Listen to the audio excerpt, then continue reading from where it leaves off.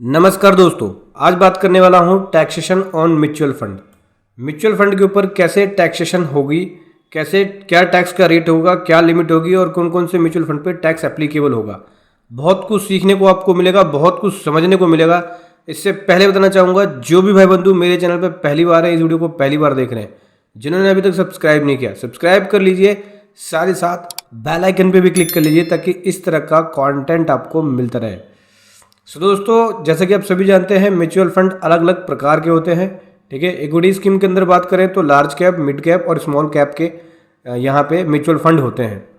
ठीक है, large cap के अंदर लो रिस्क होता है, मिड कैप के अंदर मीडियम रिस्क और स्मॉल कैप के अंदर हायर रिस्क होता है।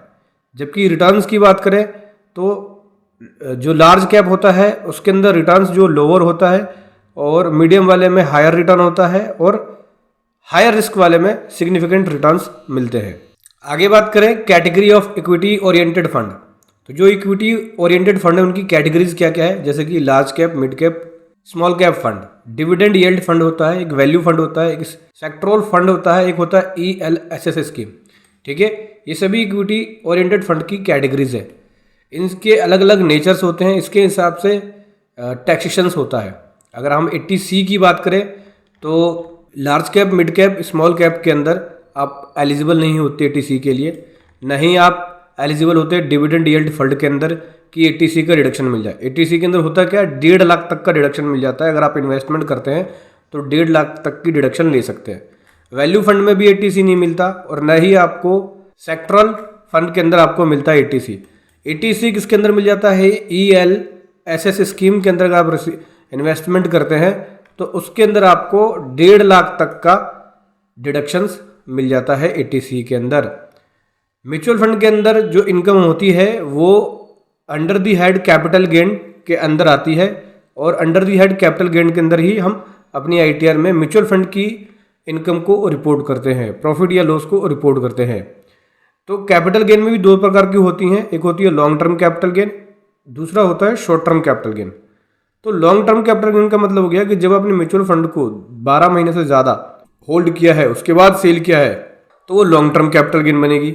और अगर आपने 12 महीने के अंदर ही होल्ड करके सेल कर दिया तो उस केस में शॉर्ट टर्म कैपिटल गेन बनेगी।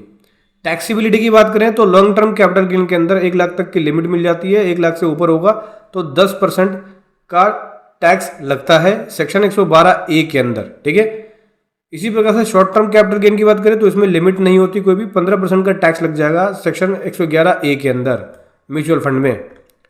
इसके बाद बात करें, अगला जो आता है वो डेब्ट इक्विटी फंड है। डेब्ट फंड को इनकम फंड भी बोलते हैं और ये इन्वेस्टमेंट का एक अच्छा तरीका है। टैक्सेशन की बात करें तो अगर शॉर्ट टर्म में आपने होल्ड करके सेल कर दिया तो उस केस में जो स्लैब रेट है उसके हिसाब से लगेगा इसका।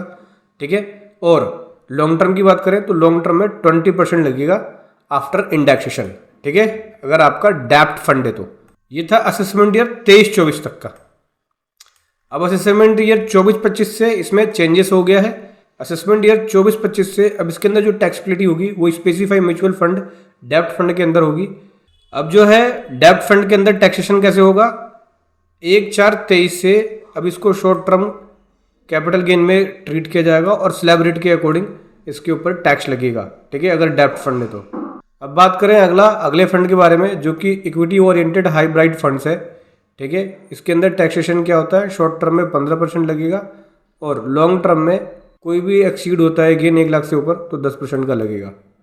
ठीक है, सो इस प्रकार से म्यूचुअल फंड के अंदर इनकम टैक्स लगाया जाएगा। वीडियो कैसी लगी जरूर बताएं। Thank you so much. जय हिंद, वंदे मातरम।